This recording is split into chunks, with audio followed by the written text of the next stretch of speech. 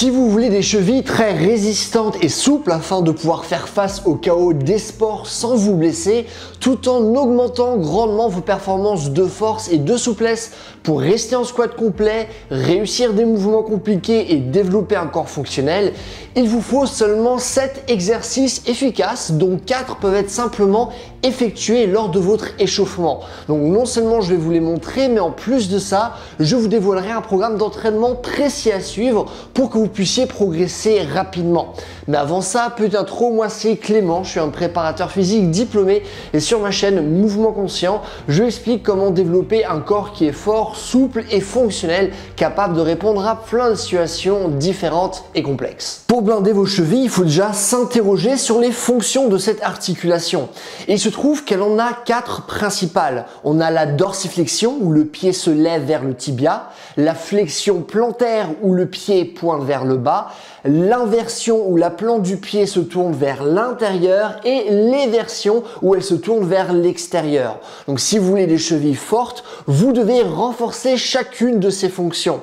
Alors pour la dorsiflexion, dos au mur avec un corps droit et gainé, vous allez rapprocher vos pieds de vos tibias et ce au maximum de votre amplitude pour 10 à 20 répétitions.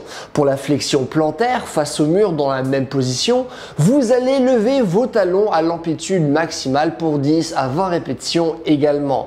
Pour l'inversion, vous allez vous placer sur le côté, là aussi en étant droit et gainé, puis vous allez tourner la plante du pied proche du mur vers l'intérieur pour 10 à 20 répétitions. Et pour l'éversion, dans la même position, vous allez tourner la plante du pied, cette fois-ci qui est le plus éloigné du mur, vers l'extérieur pour 10 à 20 répétitions.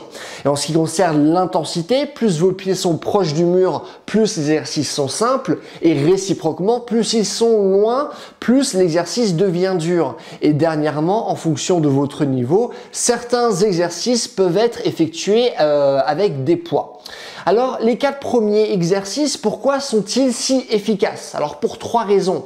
Premièrement, ils renforcent toutes les positions vulnérables de vos chevilles, dont les positions d'entorse. Deuxièmement, l'intensité, comme vous avez pu le voir, elle est facilement modulable, de manière à laisser suffisamment de temps pour votre corps de s'adapter progressivement et intelligemment sans vous blesser.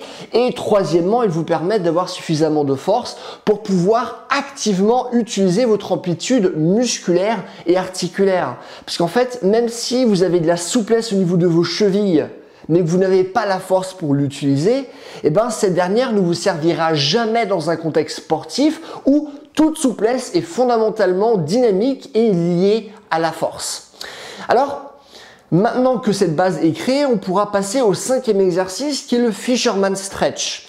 Accroupi avec le pied collé au sol, contractez les muscles du tibia pour essayer de rapprocher le plus votre jambe de votre pied.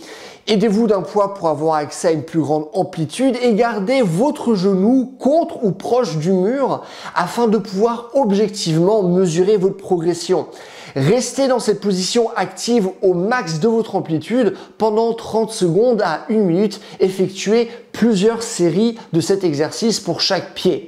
Alors, ce mouvement va grandement augmenter la mobilité en dorsiflexion, qui est en fait primordial pour squatter en profondeur, réussir des mouvements compliqués comme le pistol squat, le dragon squat ou le overhead squat, tout en améliorant vos appuis de course et même la trajectoire de vos genoux.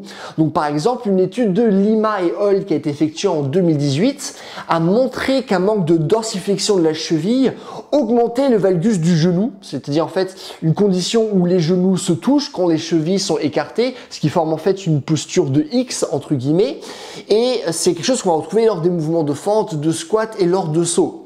Le 6e exercice va baisser votre risque de blessure au niveau des chevilles sans les travailler directement.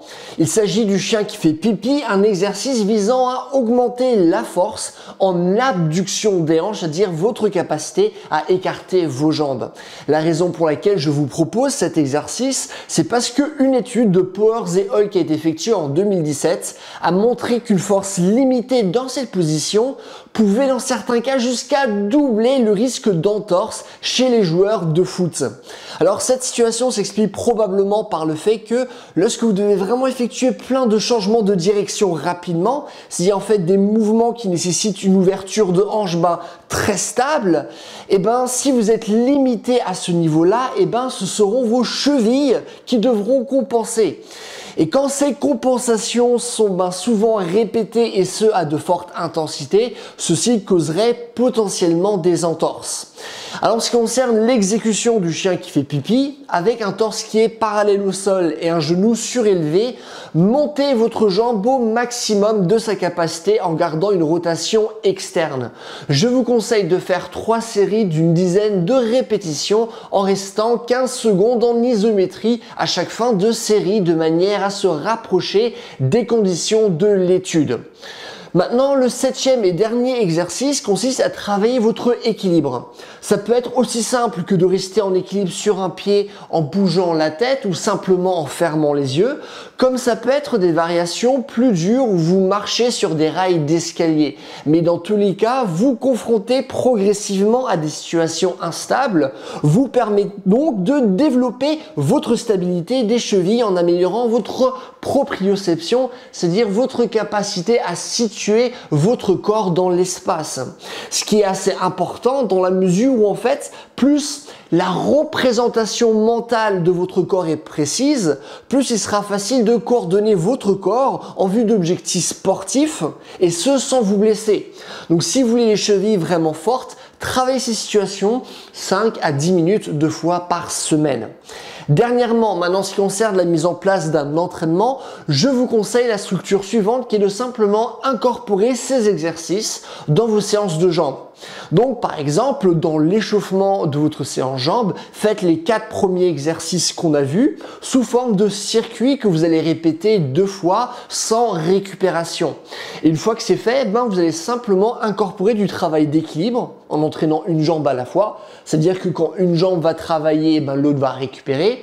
Ce qui est important, c'est surtout de faire cet exercice au début parce que si vous êtes trop fatigué ou si vous n'avez pas l'énergie nécessaire pour faire ces exercices, votre exécution sera très mauvaise. Vous n'aurez pas la concentration nécessaire pour faire ce mouvement suffisamment longtemps.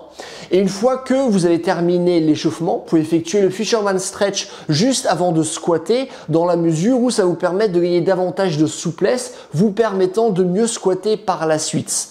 Et pour le reste, ce que vous pouvez faire, c'est soit déjà remplacer l'exercice d'abduction de hanche que vous faites dans votre séance par l'exercice du chien qui fait pipi, ou sinon simplement rajouter cet exercice en fin de séance.